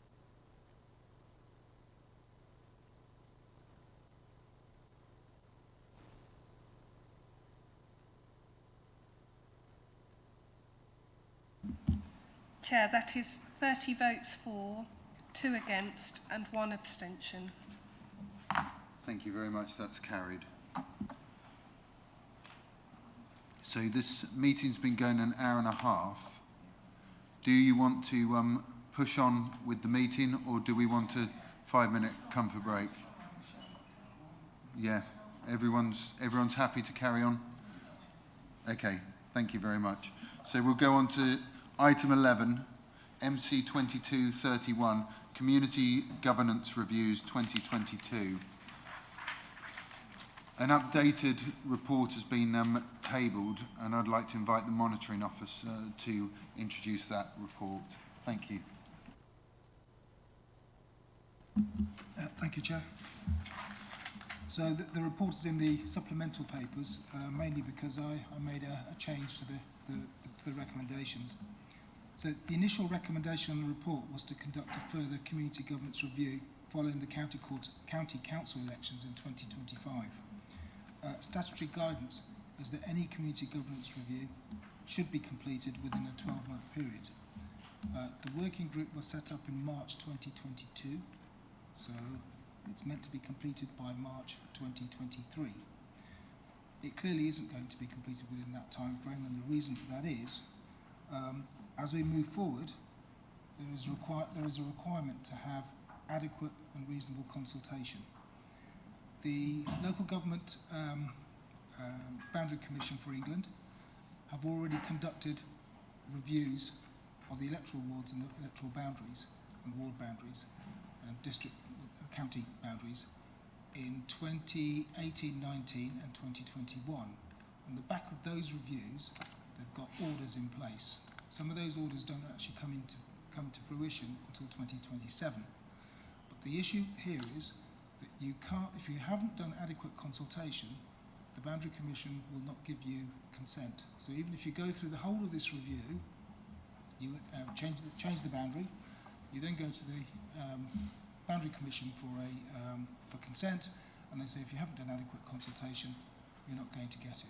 That's the reason why I made the amendment to the recommendation, because otherwise the recommendation was saying those community governance reviews with regards to Stowmarket Town Council and One House, and Battersford Parish Council and Coombe Parish Council, those would be conducted in 2025. Well, that's well beyond the 12-month period. I couldn't agree to that as monitoring officer, so that's why the change is there. We do look as though we're going to go beyond the 12-month period regardless. I've already been asked, well, what are the legal implications of that?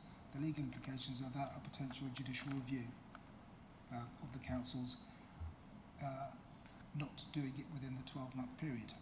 However, my view is that any judicial review would be limited, and that's just legal speak for being able to say, because we're still continuing the review, any court, in my view, would allow us to just continue the process that we are still pursuing. Now, the timetable will need to be going back to the Boundary Commission and saying, we're conducting a review on Battersford, One House, Stowmarket Town Council and One House. What are your requirements? Now, once they come back with what their requirements are as to adequate consultation, then that will be put to the working group, which is still in place, and then we can work a timetable from there as to how long it's going to take to complete the reviews. Because we need to be realistic. Whatever their requirements are, we need to make sure that we carry out adequate consultation with regards to that.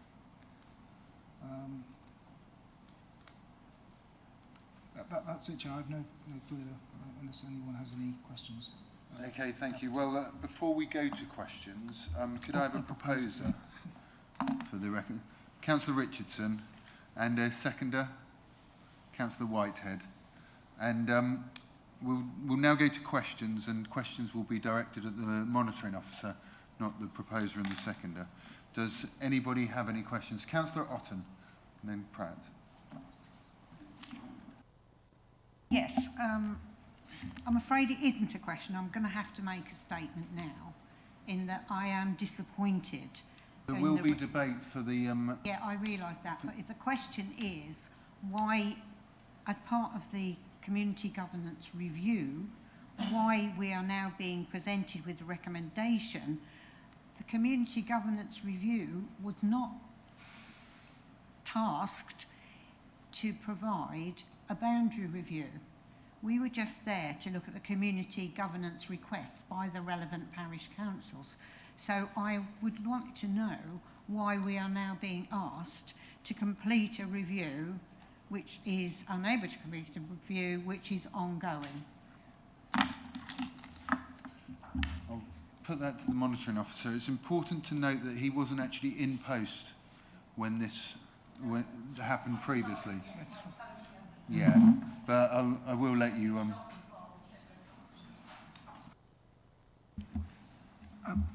Unfortunately, the implications are that they are looking at the boundaries. That's what the submissions are about.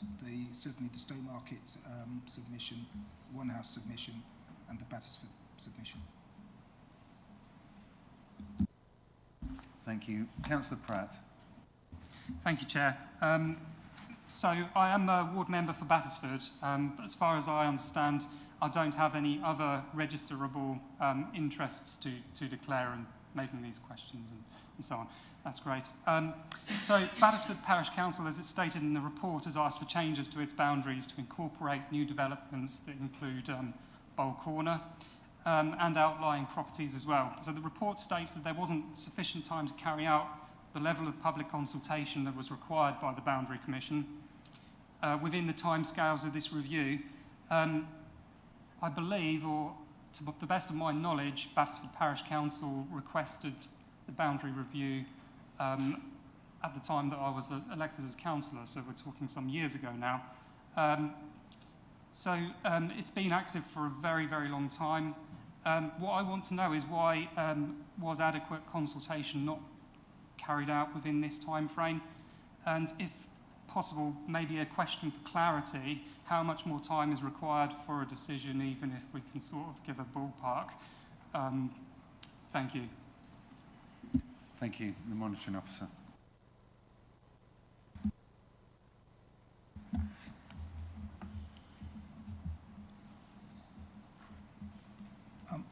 Unfortunately, I'm unable to comment as to why it wasn't conducted within within the time frame that it should have been. In regards to giving a timescale moving forward, I said the only way I can give you a time frame is that we go back to the Commission, ask the Commission what their requirements are, so that this doesn't end up being a fruitless exercise. I.e., we get once the review comes to a conclusion, then we get a proper, well, we get consent. I think that's the important thing. Apologies, I can't comment any further. Thank you. And just to note that the answer to any questions that involve historic actions on this will be a very similar answer to that. So if we could, because obviously the monitoring officer wasn't in post at that time, so you'll find it hard to comment. Can I just? Yeah, please. Chair, sorry, what I will say is that the initial review was district-wide. So the initial questions, as far as I can see, just went out to the parish councils, it went out to the town councils. It didn't appear to go any further. The responses that came back, those are the 12 or so responses, those are the subject of not just the Mid-Suffolk boundary review, but also the Baber boundary review. So those then become the framework for moving forward. So those are the submissions, those are the only ones who have made the requests for what they requested, so the boundary review then concentrates on those. Now, I can't say what happened after that, but initially it was district-wide, so 190 odd parish and town councils were requested, and then it narrows it down. In my view, there doesn't appear to have been that level of the next level of consultation then is, well, what about the residents? What about the housing associations, those other stakeholders who live in the area? The Boundary Commission are quite clear that it's actually at the council's discretion as to what our level of consultation is. But that gives you the next problem, which is I believe at the moment it's not adequate, but if we were just to go straight off to the Boundary Commission, would they want more? And so the answer really is we've got to do it properly. We should go back, and plus there are more stakeholders that should be consulted in my view, and in my legal view as well as my personal view. Thank you very much. Councillor Davies. Thank you, Chair. Just a small point. For Thurston, I believe we have 2,939 electors rather than 1,185. So, point of correction. Thank you, Chair. You look into that. 2,935. Mr. Chairman, I have the wrong copy. Very quickly respond to that, if I may. That point was clarified before the meeting, and in the papers that are updated on the website, they do include the correct number of electors for Thursday. It hasn't been updated in modern.gov, or obviously in our pack, but it is on the website as the correct figure. Okay, thank you for that clarification. Councillor Scarf.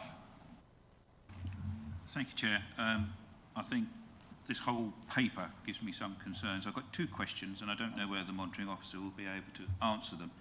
But my first question is, what lessons will we as a council learn from this community governance review? Because clearly things have gone very wrong. And my second question is, was the working group given the right brief? Was the working group given the right information by officers of this council in order to come to a conclusion? Thank you. The monitoring officer. My apologies, I'm not able to comment on either of those two questions. Would you like to come back, Councillor Scarf? If I can come back, Chair, I honestly think that there are issues that we need to address as a council following this review, which hasn't actually produced the result within the 12-month period. And I think it is a shame that tonight we don't get an answer to some of those questions. There are other officers of this council who have been part of the review process and they're not present tonight, therefore we don't get an answer. I think if we could have an answer to those questions by those officers at a later date, but to all members, I think we'd be better placed to know what exactly has gone wrong. Thank you. Councillor Mansell. Thank you. I too have been a member of the working group on community governance for some time, and actually what Mr. Ali has said today has actually clarified something that I was a little bit confused about regarding Battersford, because I was first made aware of Battersford back in 2019 or 2020, and then COVID happened, and then all of a sudden there was a new boundary review, which was this district-wide one that I believe is what we're now talking about. But my question is that the boundaries that are in question, I believe, are ward boundaries as well as parish boundaries, and does that have any sort of deeper consultation or process required for it, rather than just a parish boundary within one of our own wards? Thank you. That's to the monitoring officer.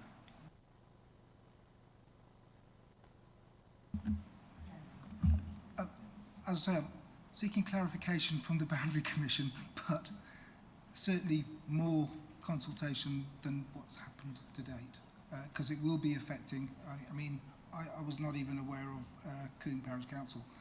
They certainly didn't put forward a submission, but they will be affected, so therefore they obviously need to be consulted. Okay. As a point of order, the original report in March 2022, which came here, was Edward Macready, who was in post then and is in post now. So perhaps it would have been helpful to have him here at this meeting tonight.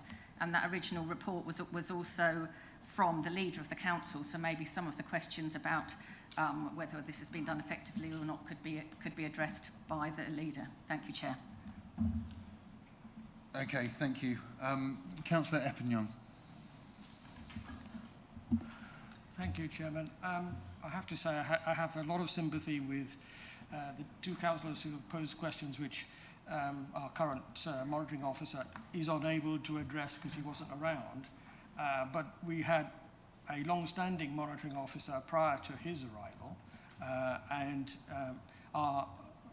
there are other officers that are still around. And I think actually we should be asking the chief executive to make comment upon this situation, because he was clearly here during the whole period, and it was under his watch, and something has not been done properly or carefully, and putting our citizens out of joint, as it were, so to speak. And I think not only must we have a comment from the chief executive about what has gone on, I think we need a clarity about the programme going forward. And I don't think actually the information, the answer from the monitoring officer is really sufficient. As this is not questions for the Chief Executive, I'll ask him if he would care to answer this. I'm more than happy to, Chairman, and thank you, Councillor Eppignon, for passing that one to me. Happy to acknowledge that clearly this hasn't been done in the way that we would expect it to be done and the way that you would all expect it to be done. Also happy to note the fact that this is messy, this is complicated, this is not straightforward in terms of the process that we have, in terms of the different layers that councillors identified, not just in terms of the impact for our parishes, but for our ward boundaries, for the county council boundaries. And so it is something that has a degree of complexity to it. This isn't really the forum in which I think we should be looking backwards in terms of what has or hasn't happened, but totally take on board the points that councillors are making, and that we need to make sure that we get this right. And I forget who raised it now, but I think it's Councillor Scarf in terms of learning the lessons. Absolutely, that needs to happen. Appreciate fully that the monitoring officers isn't in a position tonight to say these are the lessons that have been learned, not least because the report is before you tonight that needs to be considered, but absolutely that we will take that away and make sure that the residual of this process and any future community governance reviews are managed in a completely different way. Thank you. Councillor Matheson. Yeah, thank you, Chair. Yeah, looking to the future, not the past. Lost it. In the supplementary papers 4.2, there's a list of things that our own governance review can do, and a couple of things that it can't do. But surely the other thing that it can't do ought to be there as well, which is change the ward boundaries. It's not on the list, but it would be good if it was. Well, it's just, that's setting out the work plan for the next attempt, isn't it? Really. Thank you.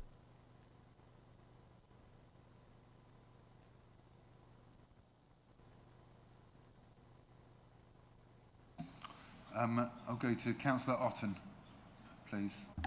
Chairman, I'm not sure whether I need to move an amendment to the recommendations, because I think everybody will agree to Appendix A. There's no contention on that at all. So if it needs, I need to move a recommendation, it would be that the Council agrees recommendations A, and that recommendation 3.2 is deferred. Thank you. I'd so move. Is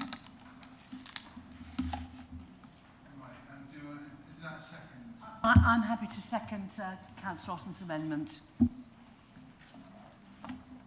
Okay, so shall we debate that amendment that's just been made? Would anyone like to be involved in that? If I could just seek clarity from Councillor Otten as to the meaning of what she means by deferred. So do you mean consideration of it this evening, deferred, or the community governance review itself, deferred? Because the meaning of the recommendation as drafted is that community governance review needs to continue as the monitoring officers set out. So I'm not sure whether or not you're talking about deferring the entirety of the work, which I think the monitoring officer would say we shouldn't be doing, or simply deferring your consideration here of it, which I suspect is fine, but I will ask Mr. Alley to comment on that. I think you understand what I'm trying to say. I'm sorry. What I'm saying is, I think we could easily agree recommendations A, and that the council just agree that the work needs, and we do not discuss the implications of recommendation 3.2.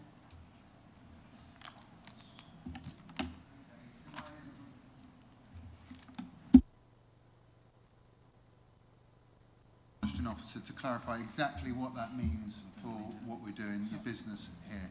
I think, just to clarify, where we are at the moment is community governance review has begun and it hasn't come to a conclusion yet. So 3.2, all that's doing is saying, we'll just carry on. But we're already there. We're already going to carry on. If 3.2 is deferred, we're still going to carry on the governance review. We've still got the impetus to get on with it. We're still required to get on with it. So unfortunately, I don't quite understand why what you mean by deferring 3.2. Yeah, just to check, is everybody looking at the latest version of this report, the supplementary papers recommendation 3.2? Because the original copy of this was worded differently. Councillor Mansell. Well, I am looking at the amended thing. It's the one with the red text on it. I'm pretty sure that's the one I'm meant to be looking at. Now, if I can just clarify this situation, maybe I'm misreading Councillor Otten, but 3.2 says the council note the reason that the community governance review were unable to complete the review which is ongoing. That is just a noting thing, and I think she's right that we don't really want to go into the details about why We don't want to note the reason right now. We're not ready to do that because I think we need a bit more explanation. But yes, of course, it will still be ongoing because it's still ongoing. But the statement says note the reason, and I don't think we're in a position to note the reason. I think we need a little bit more clarity and a little bit more information before we can fully understand the reasons of what's happened. So that's why I'm prepared to second the amendment. I'm not saying we stop doing what we're doing in the Community Governance Review team, but I don't think we're in a position to note it properly. Maybe I can just help here. As I understand it, maybe I'm being very agricultural and simple about this. What we were told at the beginning by the monitoring officer, that the review is continuing. It hasn't finished, and surely that's what we want to happen. Now, I don't know what the timeline is for that, but surely, for goodness sake, and I absolutely understand what everybody's saying, there is a bit of confusion here, but the main principle here is the review must continue, and presumably, people can still put in their comments objections, suggestions, I don't know, whatever it is, in order to come to a satisfactory solution. What I don't think would jeopardise that is if we're only noting something. I mean, I'm not over bothered one way or the other, but I do think it's important this work continues, doesn't come to a shuddering halt, and then we get delayed, and then there'll be all sorts of other arguments. So I think it's important it's done. We move it forward at pace, and as I understand it, please correct me if I'm wrong, that's really what the recommendation says, and all just noting about the reason, well, that's fine. It doesn't mean you have to agree, or you can agree or disagree. Does it really matter? So as long as it's going forwards and carrying on, what is the problem?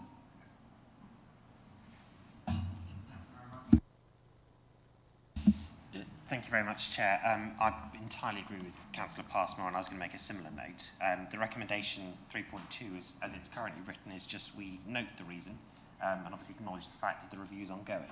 So to defer the noting of the reason, I think is splitting hairs. As far as I'm concerned, we've all acknowledged that this is an ongoing process, an ongoing review, and so if it helps move on the debate and helps move this to a vote as the proposer, I'm happy to say that I don't accept the amendment and would like to vote on, firstly, that amendment and then on the recommendations that we've got in front of us.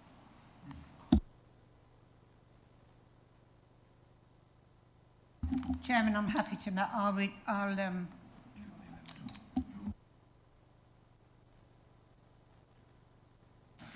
Thank you very much. Councillor Mansell, do you agree to that as well? Well, I'm not sure, because I don't think we need a council decision as to whether the Community Governance Review continues. That's already in process. We don't need to decide now whether we're going to carry on. It will carry on unless we decide otherwise, if I've got that right. We've already started the process. We don't need a council decision to say we're going to carry on. I'm not convinced I'm happy with the reason. So I'm guessing that if the amendment is to be withdrawn, I would like the two statements to be separated, and we take a vote on 3.1 and then we take a vote on 3.2.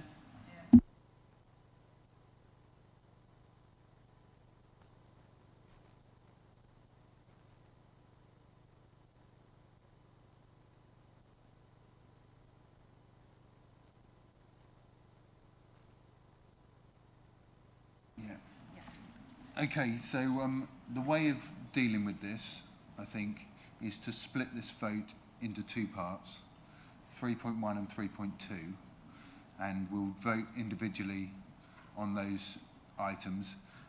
We'll just give the team a chance to set that up on the voting, if everyone's happy with that. It's set up. So that's already set up, so thank you very much.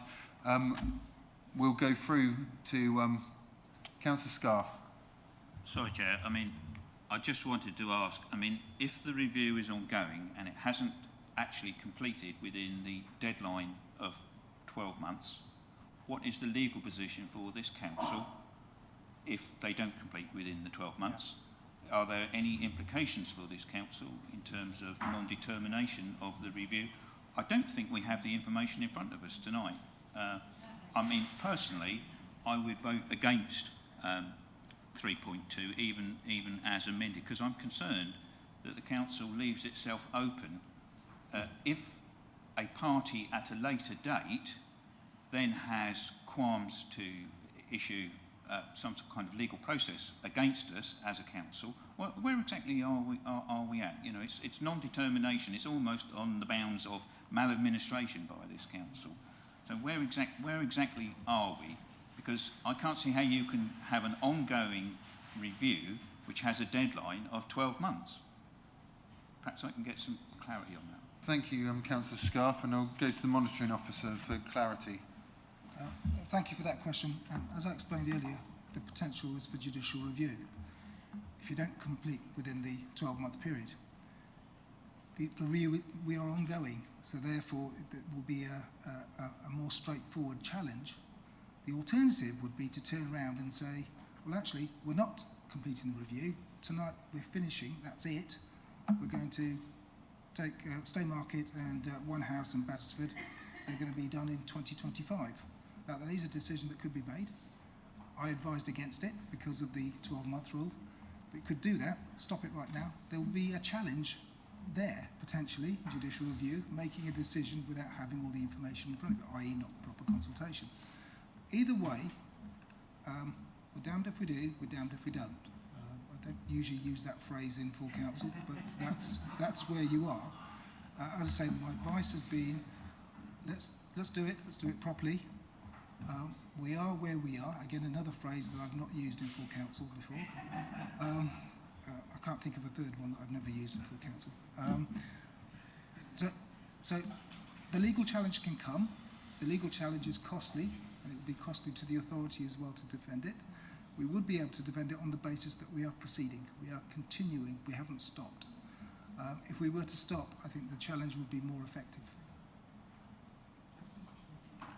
It would be a better challenge if we were to decide not to do it. And the rationale for that is, if you complete a community governance review, a district-wide one, you can't then, no one can then petition you for another 2 years for a boundary review, or for a boundary review for any community governance review. So you're effectively stopping the whole district from putting in another request for change to councillor numbers, change to anything for 2 years. So that's kind of the rationale for saying, well, carry on with the review we've got, complete it, and do it. And if there is a challenge to be made, then those interested parties will just have to make the challenge.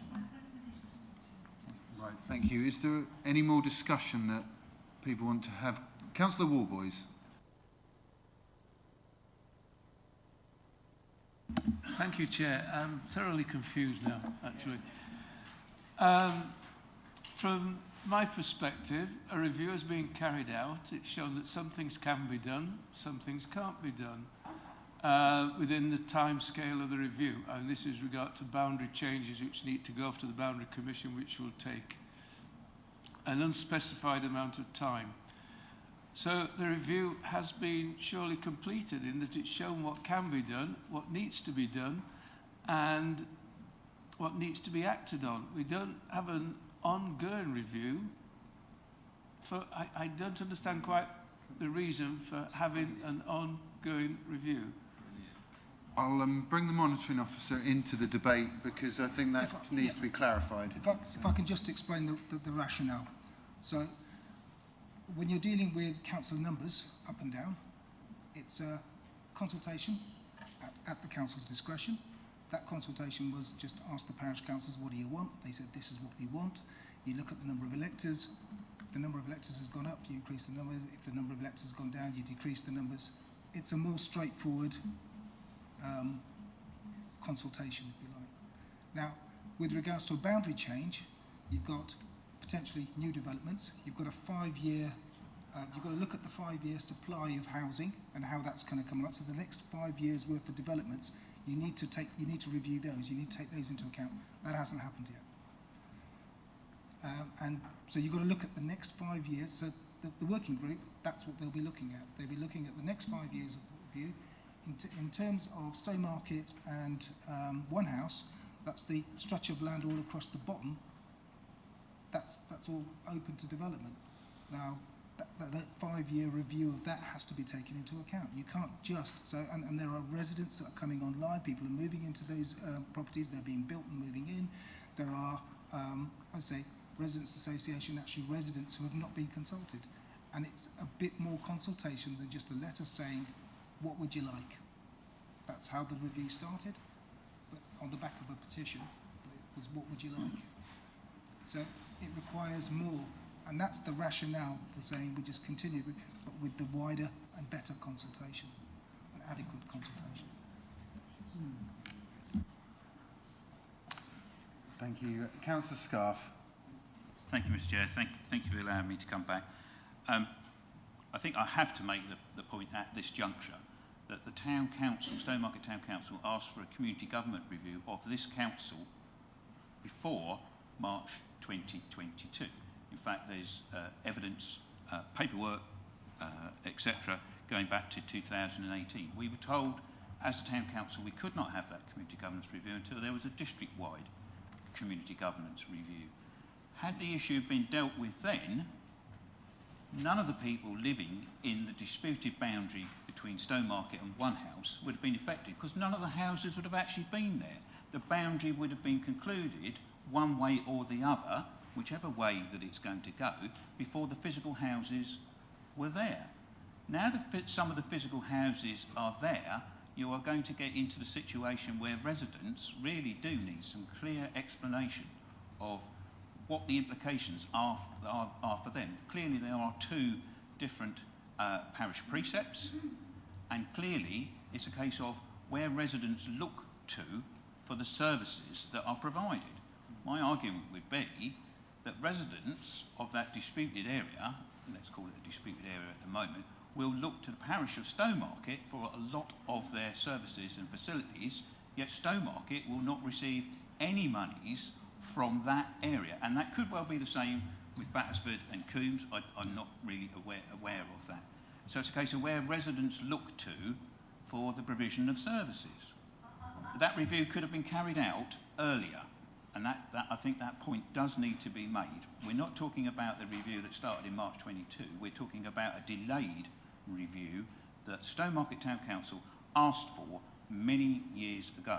And in fact, conversations between the Town Council and the District Council over the Union Road development have been going for nearly 10 years. It is identified in the Stowmarket Area Action Plan. Need I say more? It's being sold as Stowmarket.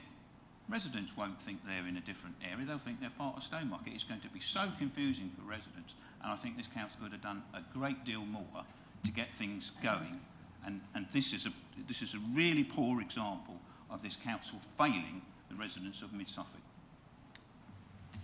Thank you very much. Councillor Mansell, you've already spoken in debate once. Is this... I just think that some of what Councillor Scarf was referring to, I don't think is up for debate.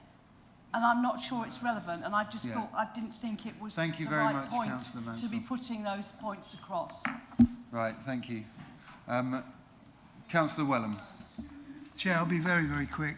3.2 is council note the reason in Appendix B, but I think the monitoring officer has said he doesn't fully know what the reasons are. So it does make sense to completely withdraw 3.2, because you're asking us to agree the reason set out in Appendix B, but the monitoring officer says there may be other reasons. So why don't we just drop, I invite the proposer and the seconder to drop 3.2 and we just vote on 3.1. I'm quite happy at this stage to put this to the vote as it is. Separately? Yeah, separately. We'll separate these two, take it to the vote now, and then deal with the results of that vote.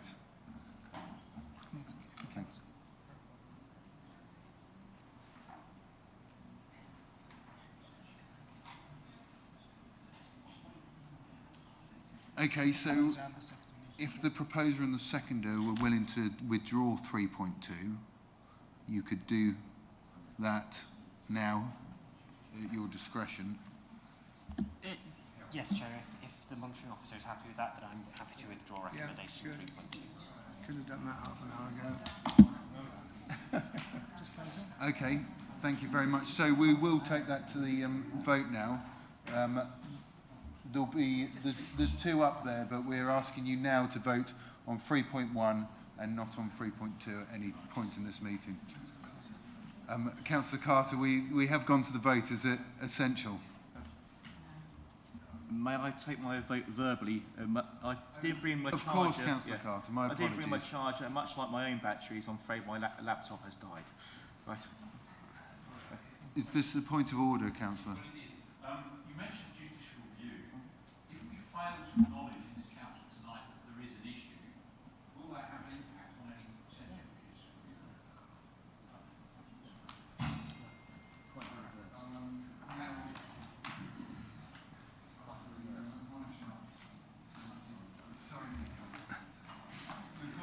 The Governance and Civic Office to conduct the electronic vote. Chair, so thank you. We have now withdrawn 3.2, so you, councillors, can you cast your vote for 3.1? Thank you.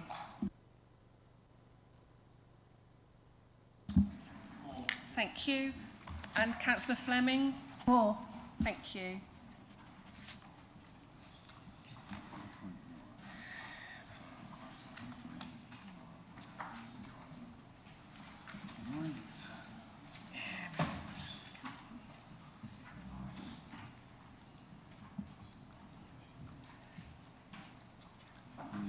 Just waiting for Councillor Amoros. Listen, do you want to put your vote through? Oh, it's gone through, has it? Oh, brilliant.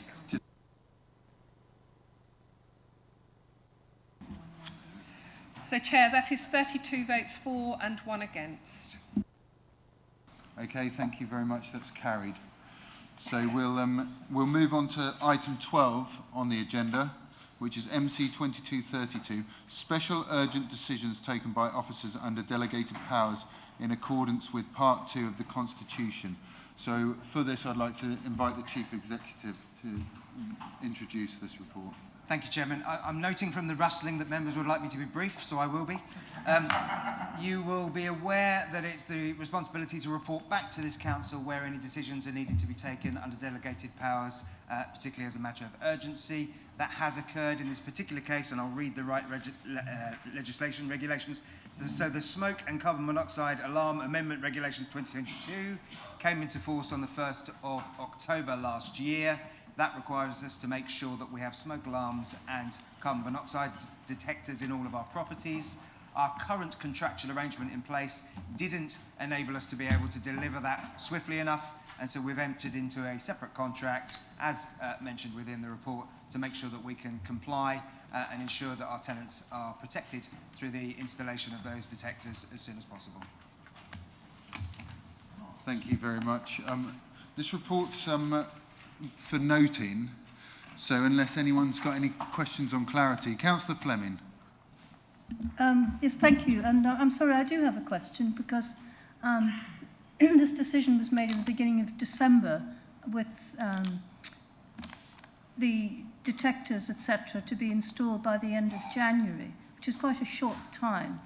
And there's no mention in the background document about how many new devices will need to be acquired and what the division of goods versus services is that the 150,000 is going to. So I do think, you know, I'm sure it's all grand and it was the right decision, but just that breakdown would be helpful so that we know that officer decisions made in that way are made correctly. Thank you. Do you have that information to hand? I do, in terms of the numbers that needed to be installed, and I know that good progress is being made. I can't give you the figure as of today, but I can certainly give you the figure as in what needed to be done. So in terms of the carbon monoxide detectors, that's 3,078 that were required.